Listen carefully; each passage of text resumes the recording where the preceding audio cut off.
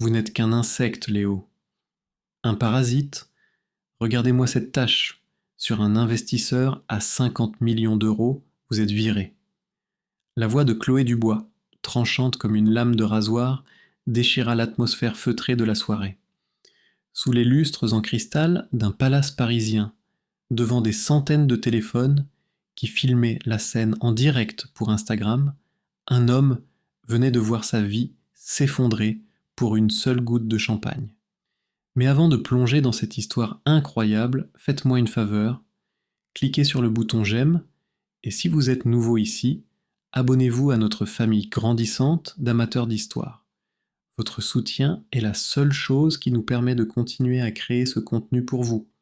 Et maintenant, une petite tradition que j'adore. Dites-moi en commentaire de quelle ville vous regardez cette vidéo pour que je puisse vous envoyer un salut spécial dans ma prochaine histoire. J'aime savoir où notre belle communauté se trouve.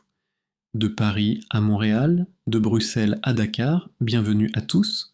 L'histoire commence au sommet du monde, ou du moins au sommet de Paris. Chloé Dubois était la définition même du succès.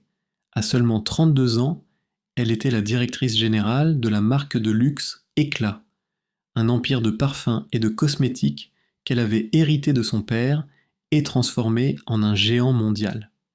Ce soir-là, elle lançait son nouveau parfum, Orage, et le tout Paris était là pour l'admirer. Vêtue d'une robe en soie qui semblait tissée de lumière, elle était une reine de glace, belle, puissante et absolument impitoyable. Chaque personne dans la salle la craignait, ou voulait être elle. Son pouvoir n'était pas seulement dans sa fortune, mais dans sa capacité à construire ou à détruire une réputation d'un seul mot. Et puis, il y avait Léo Martin, son assistant personnel, l'ombre qui suivait la lumière. Depuis 3 ans, Léo était l'homme invisible qui rendait la vie parfaite de Chloé possible.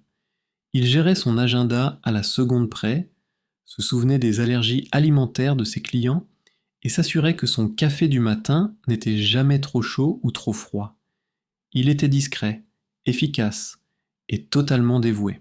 Il endurait les humiliations quotidiennes de Chloé en silence, serrant les dents, car il avait une raison plus forte que sa propre fierté.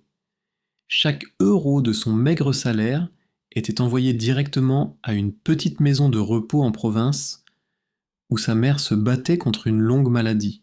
Pour elle, il était prêt à tout supporter. Il pensait que la loyauté et le travail acharné finiraient par payer. Il avait tort. Le drame s'est produit en une fraction de seconde. Chloé était en pleine conversation avec Monsieur Renaud, un investisseur suisse dont la signature pouvait doubler la valeur de l'entreprise. Léo se précipitait pour lui apporter un document urgent, naviguant à travers la foule dense. C'est alors qu'un invité, le dos tourné, fit un pas en arrière et le bouscula violemment. Le plateau que Léo tenait avec une flûte de champagne vacilla. Une seule minuscule goutte dorée s'échappa et atterrit sur la manche immaculée du costume de l'investisseur. Un silence glacial tomba sur le groupe. Léo, le visage blême, commença à bafouiller des excuses. « Je suis terriblement désolé, monsieur, c'est un accident, je... » Il n'a jamais pu finir sa phrase. Le visage de Chloé se transforma. Son sourire commercial s'effaça pour laisser place à un masque de fureur pure. « Un accident, siffla-t-elle, sa voix basse mais portant plus que les cris. L'incompétence n'est pas un accident, c'est un choix. Vous êtes un choix que je regrette. Puis, elle éleva la voix pour que toute la salle puisse entendre, savourant chaque syllabe de son humiliation publique. C'est là qu'elle prononça les mots qui déclenchèrent une tempête de flashs et de vidéos. Vous n'êtes qu'un insecte, Léo. Un parasite. Vous êtes viré.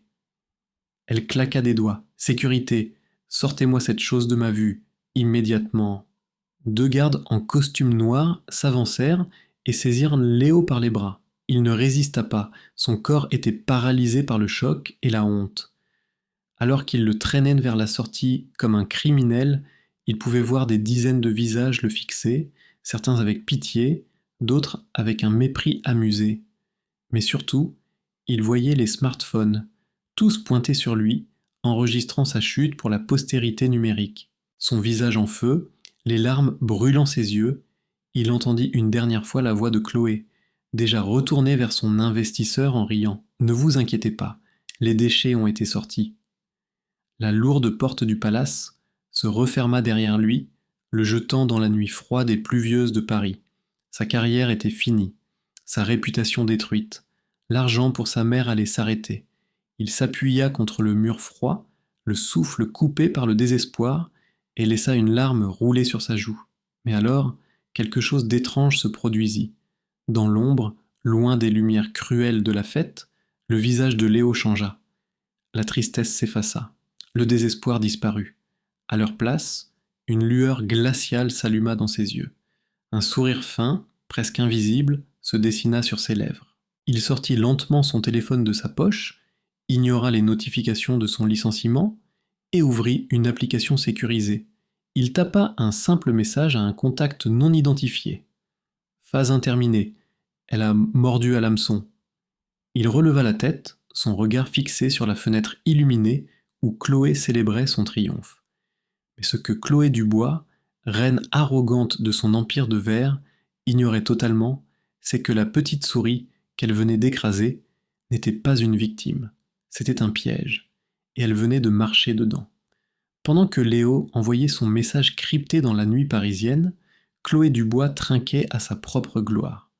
Le champagne coulait à flots, et l'incident avec son assistant était déjà oublié, balayé comme une poussière insignifiante sur sa robe parfaite. Elle riait avec Bastien, son directeur financier, un homme au sourire charmeur, mais aux yeux froids comme l'acier. « Tu as bien fait de le virer, » lui dit-il en lui remplissant sa coupe. « Ce genre de personne n'a pas sa place dans notre monde. Il faut savoir couper les branches d'OMG mortes pour que l'arbre grandisse. » Chloé hocha la tête, savourant la flatterie. Elle ne voyait pas le regard rapide et complice que Bastien échangea avec Sophie, sa meilleure amie, qui se tenait juste derrière elle. Un regard qui disait « Le plan fonctionne à merveille ».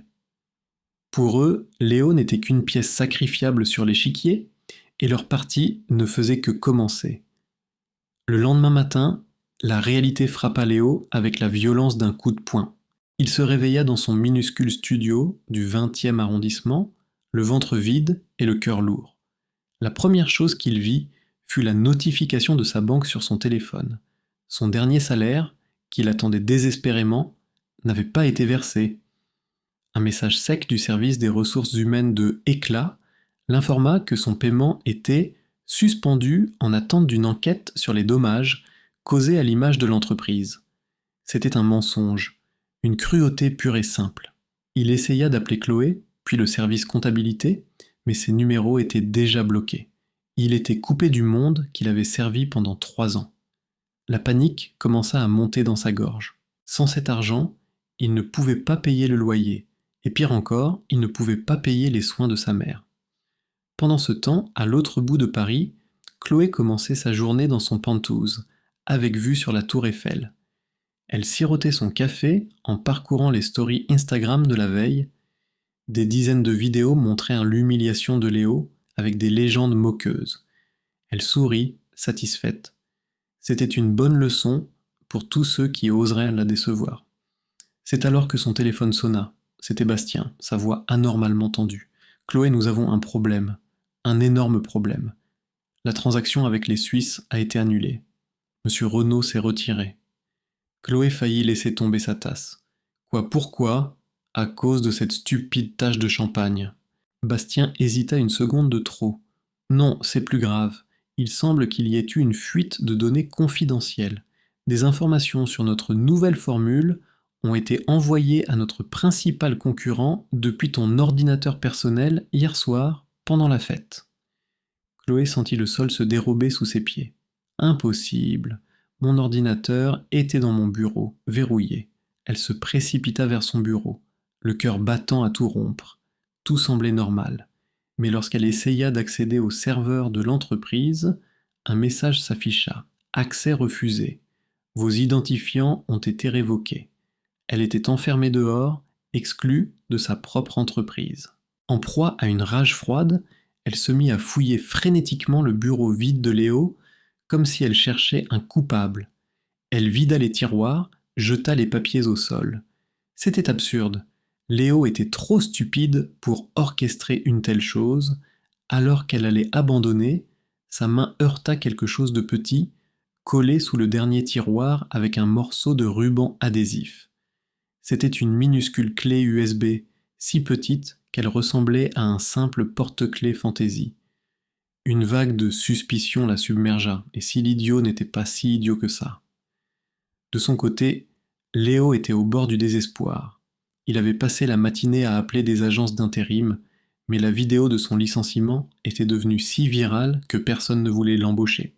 Son nom était devenu synonyme d'incompétence. Le coup de grâce arriva sous la forme d'un appel de la maison de repos. La directrice, d'une voix pleine de fausse compassion, lui annonça que sans le paiement de la semaine, il serait obligé de transférer sa mère dans un hôpital public. Léo savait ce que cela signifiait. Des soins de moins bonne qualité, un environnement impersonnel, un risque pour sa santé fragile. « Je vous en supplie, donnez-moi juste 48 heures, plaida-t-il, sa voix brisée. Je trouverai l'argent. Il raccrocha, les mains tremblantes. Il devait faire quelque chose, n'importe quoi. Il se souvint alors d'un détail. Il y a quelques mois, en rangeant le bureau de Chloé, il avait trouvé un vieux carnet de notes qu'elle pensait avoir perdu. Par curiosité, il l'avait gardé. Il ne savait pas pourquoi, c'était juste une intuition. Il se précipita vers la boîte, où il gardait ses quelques souvenirs, et sortit le carnet. C'était un journal intime, datant de l'époque, où le père de Chloé dirigeait encore l'entreprise. En le feuilletant, il tomba sur une page qui attira son attention. Il y avait une liste de noms, et à côté de chacun, des montants en euros. Le nom de Bastien était là, avec une somme énorme à côté. Mais ce qui le glaça, c'était la note écrite en bas de la page, d'une écriture rageuse, qui n'était pas celle du père de Chloé. C'était l'écriture de Chloé elle-même. La phrase disait « Bastien sait tout pour l'accident. Il me tient. Je dois le payer pour qu'il se taise. Un accident. Quel accident ?» Léo sentit un frisson parcourir son échine. Il ne comprenait pas tout, mais il sentait qu'il venait de tomber sur un secret sombre et dangereux. Un secret qui pourrait peut-être tout changer. Au même moment, dans son luxueux bureau, Bastien regardait les cours de la bourse sur son écran. L'action Éclat avait chuté de 20% depuis l'annonce de la fuite de données. Il sourit, il composa un numéro. Sophie. C'est moi, elle a trouvé la clé USB comme prévu. Maintenant, passe à l'étape suivante. Fais en sorte qu'elle se sente complètement seule. De l'autre côté de la ville, Léo, le carnet à la main, prit une décision. Il ne pouvait plus d'être une victime. Il devait comprendre. Il se souvint que Chloé utilisait toujours le même mot de passe simple pour ses vieux appareils, le nom de son premier poney. Il sortit un vieil ordinateur portable qu'il avait réparé, un modèle que Chloé lui avait ordonné de jeter des mois plus tôt et qu'il avait secrètement gardé. Il le brancha. Il ne savait pas ce qu'il cherchait, mais il savait que la réponse était là, quelque part dans le passé numérique de Chloé. Il tapa le mot de passe. L'écran s'illumina, révélant des dizaines de fichiers cachés, mais c'est un dossier en particulier, nommé simplement Papa, qui attira son regard. Il clique dessus. Ce qu'il vit sur cet écran allait non seulement changer sa vie pour toujours, mais aussi lui donner les clés de sa vengeance. Le dossier Papa s'ouvrit, révélant un labyrinthe de sous-dossiers et de fichiers cryptés. Mais un seul document était accessible, un fichier vidéo portant la date de la nuit de la mort du père de Chloé, officiellement décédé d'une crise cardiaque. Le cœur de Léo battait à tout rompre tandis qu'il double-cliquait dessus. La vidéo se lança. C'était un enregistrement tremblant, probablement fait avec un téléphone, montrant le bureau du père de Chloé. On y voyait l'homme, plus âgé, en pleine dispute avec un jeune Bastien. « Tu ne peux pas faire ça, Bastien. C'est du vol. Tu vas ruiner l'entreprise. » criait le vieil homme.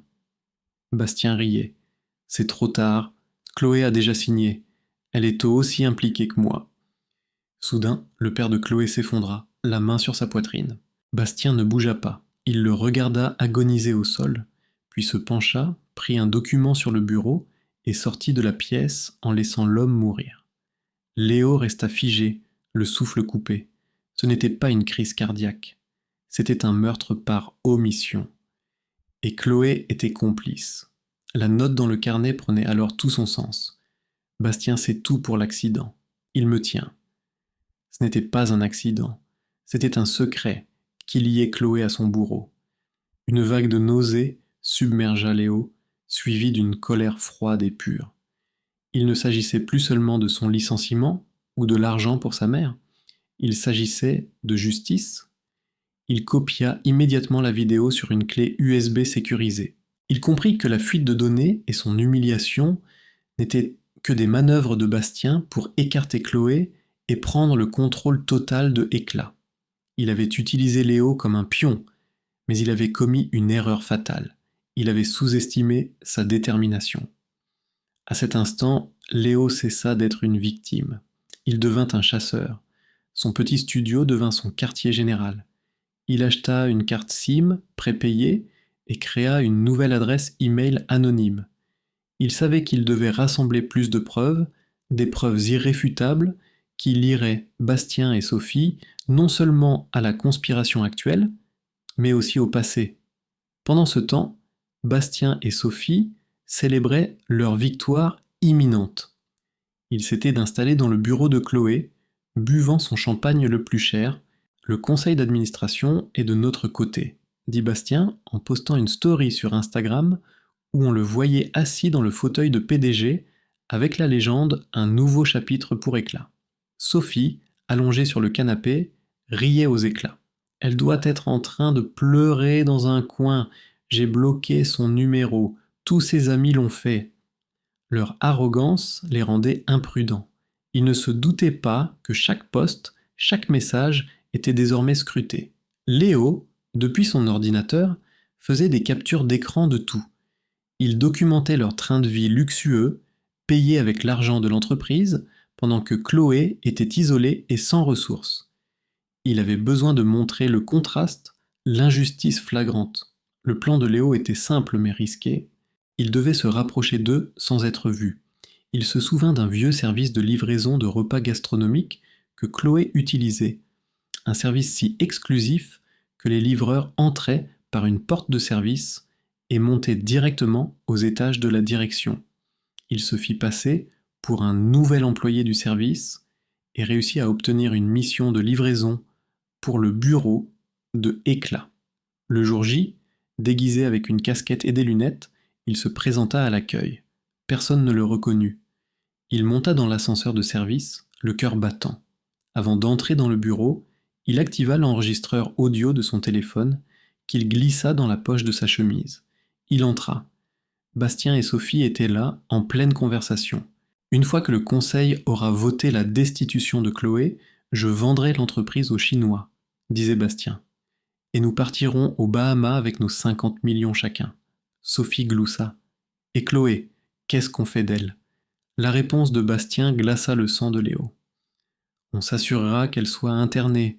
Avec les faux documents médicaux que j'ai préparés, tout le monde la croira folle. Elle finira ses jours dans un asile et personne n'écoutera jamais ses histoires. Léo posa le repas sur la table, les mains tremblantes, et sortit sans un mot. Il avait tout. L'enregistrement était parfait. De retour dans son studio, Léo sentit une lueur d'espoir. Mais il savait que ce n'était pas encore suffisant. Il avait besoin d'un allié, quelqu'un à l'intérieur. Il pensa à Hélène, la vieille secrétaire du père de Chloé, que Chloé avait mise à la retraite anticipée dès qu'elle avait pris le pouvoir. Hélène avait toujours été gentille avec lui. Il la retrouva dans un petit café de Montmartre. Au début, elle était méfiante, mais quand Léo lui montra un extrait de la vidéo de la mort de son ancien patron, ses yeux s'emplirent de larmes et de fureur. « Je savais que quelque chose n'allait pas, » murmura-t-elle. « Ce monstre, Bastien, il a toujours été un serpent. » Hélène accepta de l'aider. Elle avait encore des contacts au sein de l'entreprise, des employés fidèles à l'ancienne direction. Elle lui promit de lui obtenir des copies des transactions bancaires suspectes de Bastien. Les jours suivants furent un tourbillon d'activités clandestines. Hélène, utilisant ses anciens accès, envoya à Léo des documents cryptés, des relevés bancaires montrant des virements de plusieurs millions d'euros de éclat vers des sociétés écrans aux îles Caïmans, toutes liées à Bastien. Elle lui envoya aussi des captures d'écran de conversations WhatsApp entre Bastien et le conseil d'administration, où il manipulait les chiffres pour faire croire que l'entreprise était au bord de la faillite sous la direction de Chloé. Chaque pièce du puzzle s'emboîtait. Léo organisait toutes les preuves dans des dossiers numériques, créant une chronologie implacable de la trahison. Il avait les motifs, les moyens et maintenant les preuves financières. Il ne lui manquait qu'une chose, le coup de grâce. La chance lui sourit de la manière la plus inattendue. Un soir, alors qu'il surveillait le profil Instagram de Sophie, il la vit poster une vidéo en direct depuis un restaurant chic. Elle était ivre et se vantait. « À notre succès », disait-elle en levant son verre vers Bastien, qui était assis en face d'elle. « À la chute de la reine Chloé. Elle n'a jamais su que j'ai gardé une copie de la clé de son coffre-fort personnel. C'est moi qui ai pris les documents originaux de l'accord avec les Suisses pour les donner à Bastien. » Elle riait, inconsciente du fait que des milliers de personnes, y compris Léo, regardaient. Léo enregistra l'écran de son téléphone. C'était l'aveu final, la preuve ultime de la conspiration. Il avait maintenant la vidéo du meurtre, l'enregistrement audio du plan, les preuves financières de la fraude et les aveux publics de la complice. Il avait tout ce qu'il fallait pour les détruire. Il regarda par la fenêtre la tour Éclat, qui brillait dans la nuit. Leur règne était terminé. Il ne le savait pas encore, mais le moment de la vérité approchait à grands pas. Alors que Léo possédait désormais un arsenal de preuves capable de raser l'empire de Bastien, le destin lui réservait une dernière épreuve, une humiliation si profonde qu'elle aurait pu briser n'importe qui d'autre. Mais Léo n'était plus n'importe qui. Chaque insulte, chaque coup bas ne faisait qu'alimenter le feu glacial de sa détermination. Le conseil d'administration de Éclat avait finalement convoqué une réunion extraordinaire pour voter la destitution officielle de Chloé et nommer Bastien au poste de PDG. Bastien, ivre de son succès imminent, décida de porter le coup de grâce à celui qu'il considérait comme un insecte insignifiant. Il envoya 2 hommes de main, des brutes en costume bon marché, au petit studio de Léo. Ils défoncèrent la porte sans préavis. Léo, qui était en train de télécharger la dernière preuve sur un serveur cloud sécurisé, se retrouva projeté contre le mur. « Bastien t'envoie aussi un message. » Grogna l'un des hommes en attrapant le vieil ordinateur portable. Il dit que les rats ne devraient pas jouer avec les ordinateurs. Sous les yeux de Léo, l'homme fracassa l'ordinateur au sol, le réduisant en un tas de plastique et de métal.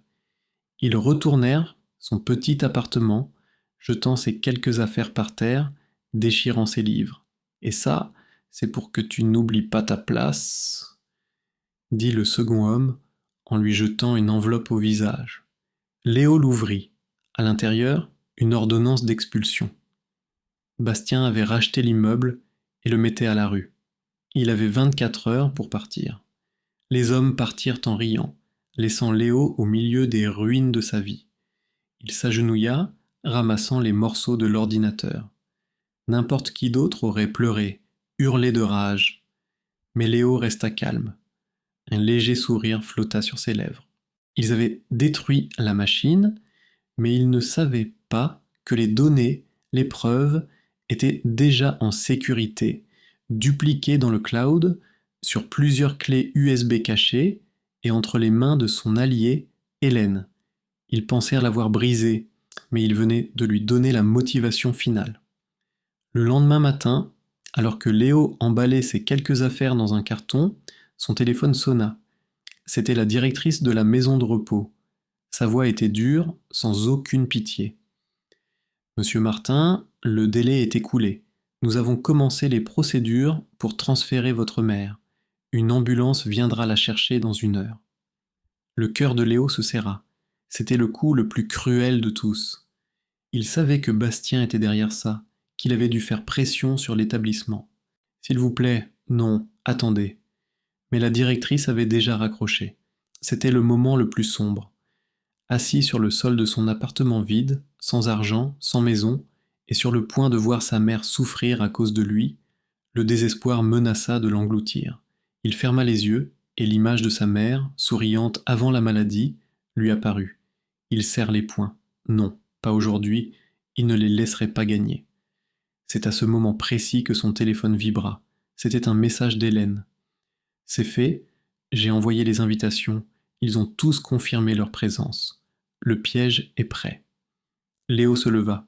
Il enfila sa seule chemise propre, celle qu'il gardait pour les grandes occasions. Il regarda son reflet dans un éclat de miroir brisé au sol.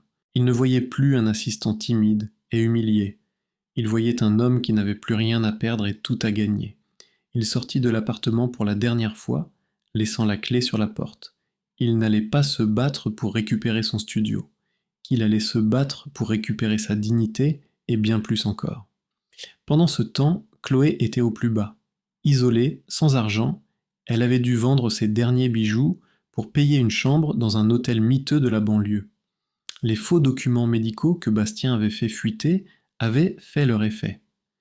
Même sa propre mère, manipulée par Sophie, refusait de lui parler, la croyant folle. Elle passait ses journées à regarder les nouvelles, voyant Bastien parader comme le sauveur de Éclat. Elle était brisée, convaincue que sa vie était finie. C'est alors qu'elle reçut un email d'une adresse inconnue. L'objet était simple. La vérité sur votre père. Intriguée, elle l'ouvrit. À l'intérieur, un seul fichier vidéo était attaché, sans aucun texte. C'était la vidéo que Léo avait trouvée. Elle la regarda et son monde s'effondra une seconde fois. Elle vit la trahison de Bastien, la mort de son père, et comprit l'ampleur du chantage dont elle avait été victime pendant des années. Des larmes de rage et de chagrin coulèrent sur ses joues. Elle avait détesté Léo, l'avait humilié, alors qu'il était le seul à chercher la vérité. Un secondo email arriva. Rendez-vous à l'hôtel Le Bristol, salon Castellane, à 15h. Votre rédemption vous y attend. Ne parlez à personne. L'heure de la confrontation approchait. Hélène avait utilisé l'ancien carnet d'adresses du père de Chloé pour inviter les journalistes les plus influents de Paris, ainsi que les membres les plus respectés du monde des affaires, à une conférence de presse exclusive concernant l'avenir de Éclat. Elle avait laissé entendre qu'un scandale financier majeur allait être révélé. L'appât était trop gros pour être ignoré. De son côté, Bastien, se croyant intouchable, avait organisé une grande fête dans ce même salon, au même moment, pour célébrer sa nomination officielle. Il avait invité tout le conseil d'administration, ses complices, et bien sûr, Sophie. Il voulait que sa victoire soit publique et éclatante. Il ne savait pas qu'il se dirigeait droit dans une embuscade parfaitement orchestrée. Léo arriva le premier au Bristol. Il n'entra pas par la grande porte, mais par les cuisines, où un ancien collègue lui devait une faveur. Il rejoignit Hélène dans une petite salle de contrôle qui surplombait le salon Castellane. De là, ils avaient accès à l'immense écran mural et au système de sonorisation. Tout était en place. Hélène posa une main sur l'épaule de Léo. « Tu es prêt ?» Léo regarda à travers la vitre sans teint. Il voyait Bastien entrer dans le salon, saluant les invités, serrant des mains, son visage rayonnant de triomphe. Il voyait Sophie, pendue à son bras, portant un collier qui avait appartenu à la mère de Chloé. La colère monta en lui, mais il la maîtrisa. Ce n'était plus le moment des émotions. C'était le moment de la stratégie. Il sortit son téléphone et envoya un dernier message à l'ambulance qui devait chercher sa mère. C'était un lien vers un virement bancaire couvrant les frais pour les 6 prochains mois, effectué depuis un compte qu'Hélène l'avait aidé à ouvrir. Puis il regarda Hélène et hocha la tête. « Je suis né prêt. » Il prit une profonde inspiration. Demain, il n'allait pas seulement apprendre qui il était vraiment. Demain, le masque de tout un monde de mensonges et de corruption allait enfin tomber en direct devant des millions de personnes. Dans la petite salle de contrôle, surplombant le luxueux salon Castellane, l'air était électrique. Léo et Hélène se tenaient côte à côte, leurs visages illuminés par la lueur bleutée des moniteurs. En bas, la fête de Bastien battait son plein. C'était un spectacle d'arrogance et d'excès. Le champagne, le même qui avait causé la chute de Léo, coulait à flots. Bastien, au centre de l'attention, riait fort, acceptant les félicitations des membres du conseil d'administration qui l'avaient trompé. Sophie, à ses côtés, prenait des selfies pour sa story Instagram, ajoutant des filtres scintillants à leur triomphe mal acquis. Ils étaient au sommet de leur monde, inconscients du fait qu'ils n'étaient que des acteurs sur une scène dont ils ne contrôlaient plus le script. Léo, lui, était d'un calme olympien. Il cliquait méthodiquement sur son ordinateur portable, vérifiant une dernière fois les fichiers. Chaque preuve était numérotée, classée et prête à être projetée. La vidéo du père de Chloé, l'enregistrement audio de la conversation sur l'internement, les relevés bancaires des îles Caïmans, la vidéo en direct de Sophie avouant le vol des documents. Tout était là, un puzzle mortel prêt à être assemblé sous les yeux du monde entier. Hélène, de son côté, coordonnait les dernières étapes avec leurs alliés via une messagerie sécurisée. Le journaliste est en place. Il se fait passer pour un critique gastronomique, tapa-t-elle. L'avocat a reçu le dossier complet et attend notre signal pour contacter le procureur. Les membres fidèles du conseil sont dans la salle, prêts à demander un vote de défiance. Chaque message qui arrivait était une confirmation que leur armée silencieuse était prête. Le plan était d'une précision chirurgicale. Ils allaient laisser Bastien commencer son discours de victoire. Au moment où il serait au sommet de sa gloire, Léo lancerait la première vidéo sur l'écran géant derrière lui. Puis, une à une, les preuves s'enchaîneraient, ne lui laissant aucune échappatoire.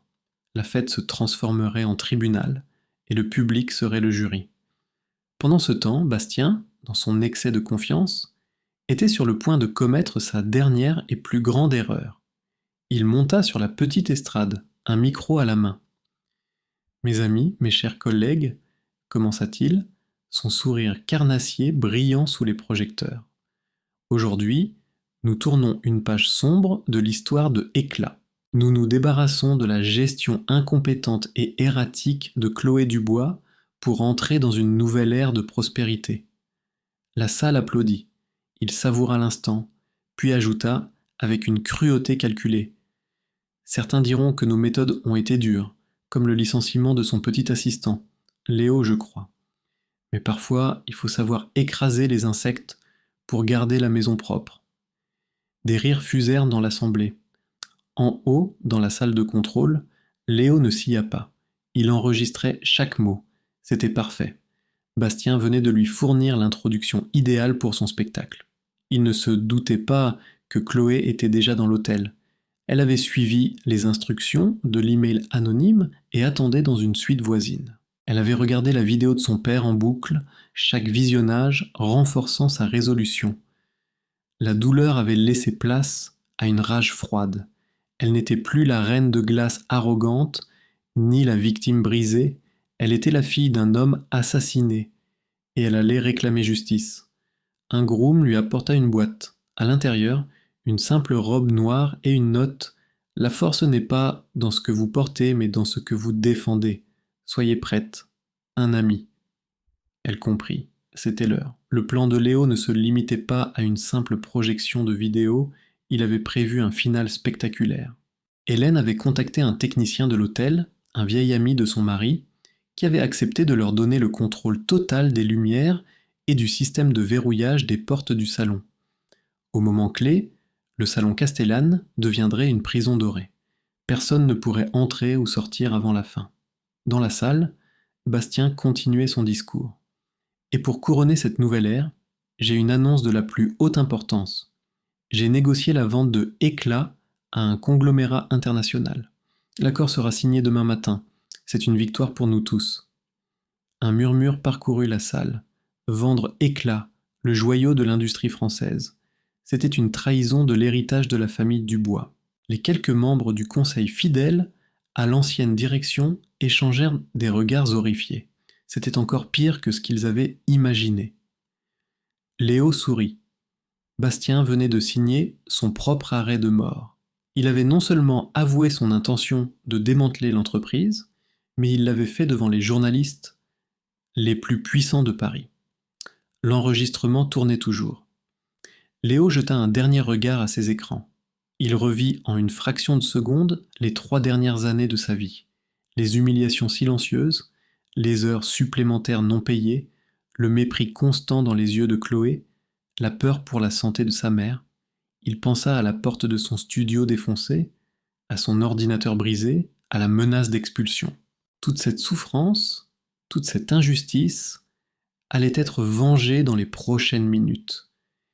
Il n'y avait plus de peur, plus de doute, seulement une certitude absolue. Il se tourna vers Hélène. C'est l'heure. Hélène hocha la tête, ses yeux brillants d'une lueur combative. Elle envoya un dernier message à tous leurs alliés, maintenant. Léo posa son doigt sur la souris, le curseur planant au-dessus du fichier Papa vidéo final, MP4. En bas, Bastien levait sa coupe de champagne. À l'avenir, à notre avenir, cria-t-il.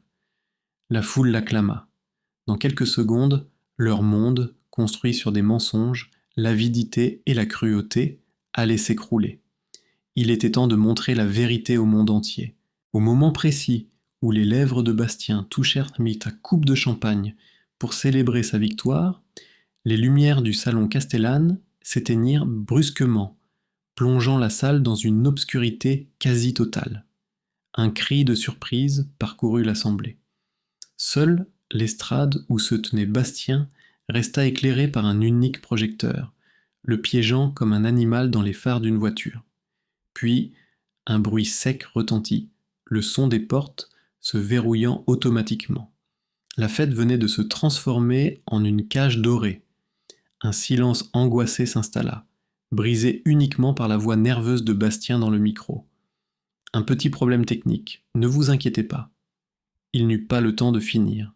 L'écran géant derrière lui s'alluma, non pas avec le logo de Éclat, mais avec le visage tremblant du père de Chloé, filmé quelques instants avant sa mort.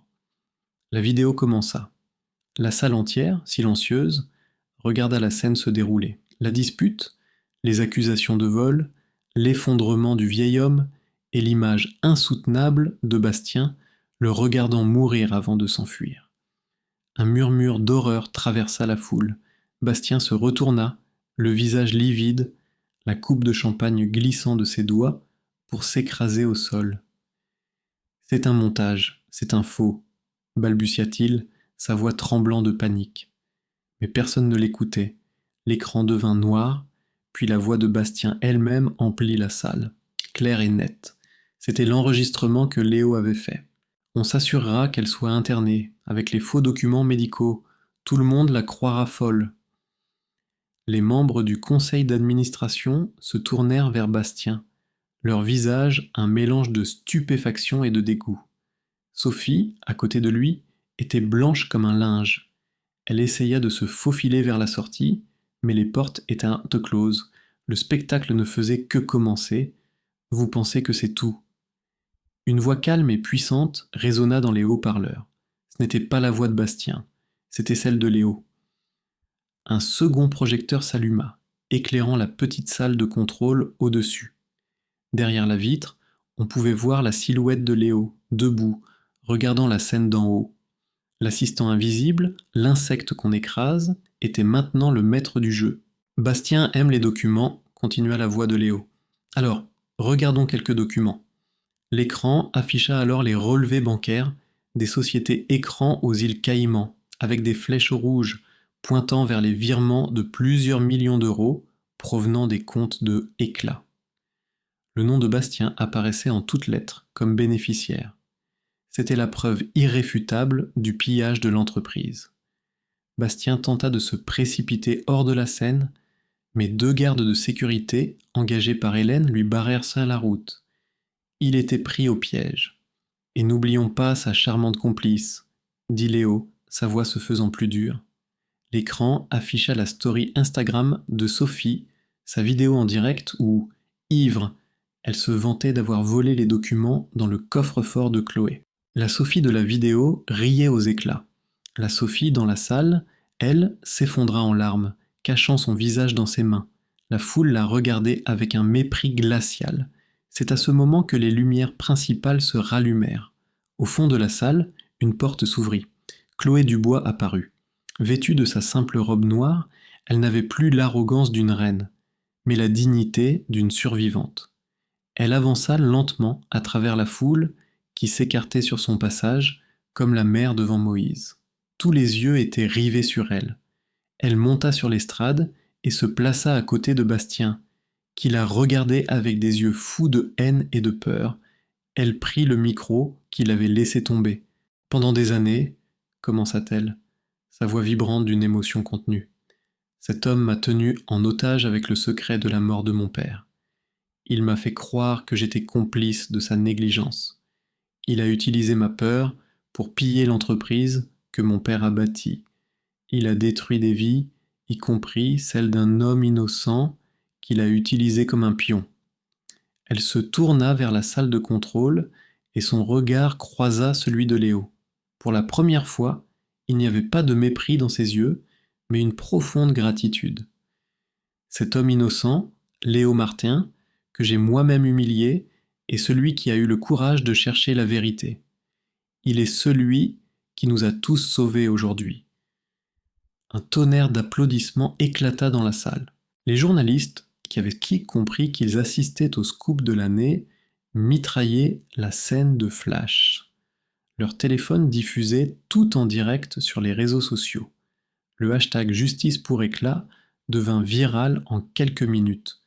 Bastien, réalisant que tout était perdu, fit un geste désespéré. Il se jeta sur Chloé, essayant de lui arracher le micro. Mais avant qu'il ne puisse l'atteindre, Léo, qui était descendu en courant, s'interposa. Le petit assistant qu'il avait tant méprisé lui fit face, le regard dur comme le roc. « C'est fini, Bastien, » dit Léo, sa voix basse mais ferme. Les gardes maîtrisèrent Bastien, qui hurlait des menaces incohérentes. Au même moment, les portes principales s'ouvrirent en grand, laissant entrer non pas des invités, mais des policiers en uniforme, menés par un commissaire à qui l'avocat de Léo avait tout transmis. « Bastien Lecomte, Sophie Girard, » dit le commissaire d'une voix forte. « Vous êtes en état d'arrestation pour fraude, abus de confiance et homicide par négligence. » Les menottes claquèrent aux poignets des deux complices. Alors qu'on les emmenait, Bastien se tourna une dernière fois vers Léo, le visage déformé par la haine. « Tu n'es qu'un moins que rien. Tu vas le payer. » Léo le regarda droit dans les yeux et répondit calmement « Non, Bastien, c'est toi qui vas enfin payer. » La foule exultait. C'était une victoire totale, publique et sans appel. Chloé, les larmes aux yeux, se tourna vers Léo. « Je ne sais pas comment vous remercier et comment m'excuser. » Léo la regarda, et pour la première fois, il lui sourit. Pas le sourire calculé de sa vengeance, mais un sourire sincère. Commencez par reconstruire ce que votre père a bâti, et rendez-lui justice. La vérité avait enfin éclaté, et rien ne serait plus jamais comme avant. La justice était rendue, mais pour tous les protagonistes de cette histoire, ce n'était que le début d'un tout nouveau chapitre. Le scandale de l'hôtel Bristol, baptisé par la presse l'affaire Éclat, explosa comme une bombe dans le paysage médiatique français et international. La vidéo du triomphe de Léo et de la chute de Bastien fut visionnée des dizaines de millions de fois en moins de 24 heures. Les réseaux sociaux s'embrasèrent. Le hashtag Justice pour Léo devint le plus populaire sur Twitter pendant une semaine. Des milliers de personnes partageaient leurs propres histoires d'injustice au travail, créant une vague de solidarité sans précédent. Pour Bastien et Sophie, la chute fut aussi rapide que brutale. Le procès fut une simple formalité. Les preuves accumulées par Léo étaient si accablantes qu'ils n'eurent aucune chance. Bastien fut condamné à 15 ans de prison ferme pour fraude aggravée, abus de biens sociaux et homicide involontaire par négligence. Ses comptes aux îles Caïmans furent saisis et chaque centime volé fut restitué à Éclat. Sophie, pour sa complicité, écopa de 5 ans de prison, dont 2 avec sursis. Ruinés, abandonnés par tous ceux qu'ils avaient autrefois méprisés, ils disparurent dans l'anonymat et la honte. Leur monde de luxe et d'arrogance s'était évaporé, ne laissant que les murs froids d'une cellule de prison. Pour Chloé, le chemin fut celui de la rédemption. Profondément changée par l'épreuve, elle renonça à son poste de PDG. Lors d'une conférence de presse émouvante, elle présenta des excuses publiques à Léo et à tous les employés qu'elle avait maltraités. Elle annonça la création de la Fondation du Bois, financée par sa fortune personnelle, dédiée à la lutte contre le harcèlement en entreprise et à l'aide juridique pour les employés victimes d'abus. Elle se réconcilia avec sa mère et se consacra à honorer la mémoire de son père, non pas en dirigeant son entreprise, mais en réparant le mal qui avait été fait en son nom. Elle devint une avocate respectée des droits des travailleurs, sa voix portant d'autant plus qu'elle avait connu les deux côtés du pouvoir. Et Léo. Léo devint une légende, refusant les offres de plusieurs millions d'euros pour raconter son histoire à Netflix. Il choisit une voie différente. Le conseil d'administration de Éclat, purgé de ses membres corrompus, lui offrit à l'unanimité le poste de président-directeur général. Au début, il hésita, mais Hélène, qu'il nomma immédiatement à ses côtés comme conseillère spéciale, le convainquit. « Qui mieux que toi pour diriger cette entreprise avec intégrité ?» lui dit-elle. Léo accepta. Sa première décision en tant que PDG fut de mettre en place la charte éthique la plus stricte de France, garantissant des salaires équitables, le respect absolu des employés et une transparence totale. Il créa un fonds de soutien pour les familles des salariés en difficulté, s'assurant que plus personne n'ait à vivre la peur qu'il avait connue pour sa mère. Éclat, sous sa direction, ne fut plus seulement une marque de luxe, mais un modèle d'entreprise humaine. Les bénéfices triplèrent en 2 ans.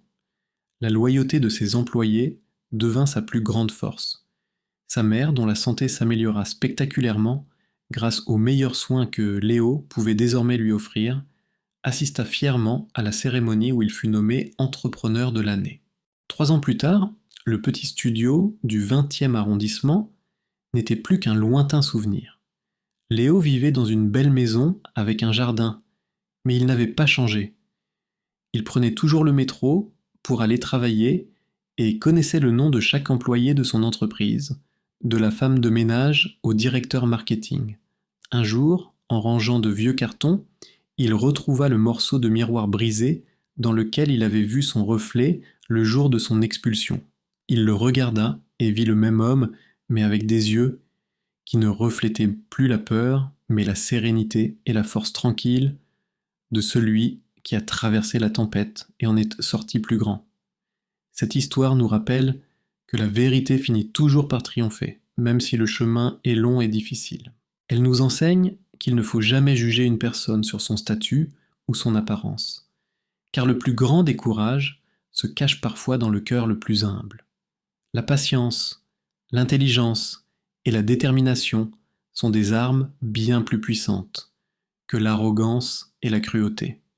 La justice n'est pas toujours rapide, mais elle finit toujours par arriver pour ceux qui se battent pour elle. Quelles leçons avez-vous tirées de ce récit ? Partagez vos réflexions. Dans les commentaires ci-dessous, nous adorons lire vos pensées et vos propres expériences. Et devinez quoi ? Une autre histoire bouleversante arrive dans quelques jours, encore plus dramatique et inspirante que celle-ci. Alors, si ce n'est pas déjà fait, assurez-vous de vous abonner à cette chaîne et d'activer la cloche de notification pour être le premier à la découvrir dès sa mise en ligne.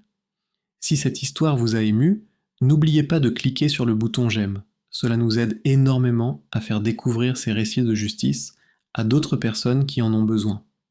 Et surtout, partagez cette vidéo avec vos amis et votre famille, car on ne sait jamais qui a besoin d'entendre ce message d'espoir aujourd'hui. Parfois, une seule histoire peut changer la perspective de quelqu'un sur la vie.